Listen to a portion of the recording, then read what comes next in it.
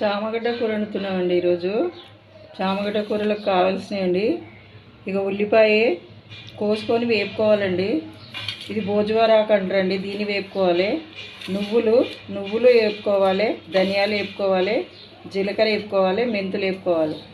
ఇందులోకి చింతపండు అండి, చింతపండు పులుసు, ఉడకబెట్టుకున్న చామదుంపలు, అందులో తాలింపులో ఉల్లిపాయ, కొత్తిమీర, కలేమాకు.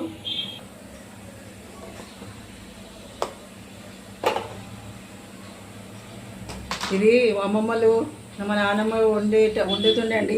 ఇప్పుడుది కాదు, ఇది పెద్దవాళ్ళు వండేది. మా అమ్మ వండడం నేర్పించింది. ఇది నూనె పోసుకున్నానండి, ఇందులో జీలకర్ర తాలింపుకు.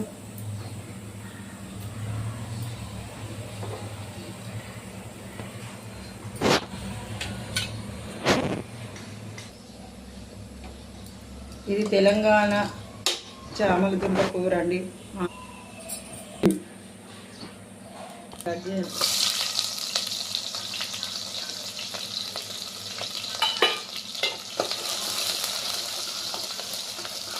పసుపు వేసుకోవాలండి,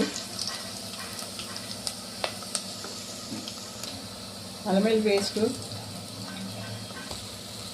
పచ్చివాసన పోయే వరకు వేసుకొని ఇందులో చామదుంపలు వేసుకోవాలండి.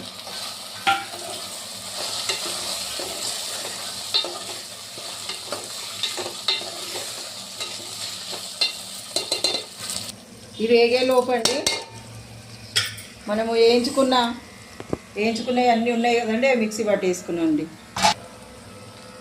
తగినంత కారం అండి, తగినంత ఉప్పు అండి. నేను కల్లుప్పు వేస్తున్నా, మేము కల్లుప్పే వాడతాము.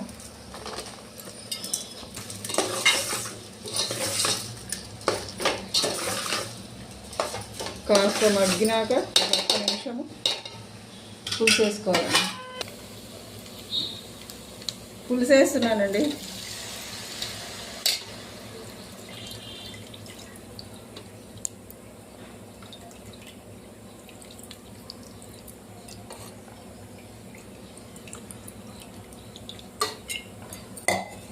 మర్చిపోయానండి, ఈ పులుపు వేసుకున్నాం కదండి, పులుసు వేసుకుంది, అందులో సరిపోయేటన్ని వాటర్ వేసుకోండి. కొద్దిసేపు ఉడికినాక తర్వాత మసాలాలు యాడ్ చేయాలి. ఇప్పుడు ధనియాలు, ఇవి జీలకర్ర, మెంతులు, నువ్వులు, భోజవారాకు వేసుకొని అన్నీ మిక్సీకి పట్టించుకున్నాను కదండి. మిక్సీ పట్టుకున్నది మిశ్రమం అంతా ఇందులో వేసుకోవాలండి.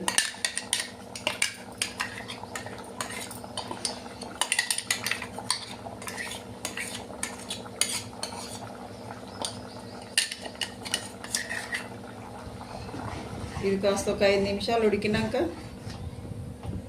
ఉంచాలంట. సరే, పులుసు రెడీ అయిపోయిందండి. కొత్తిమీర వేసుకొని దింపేసుకోవడమే.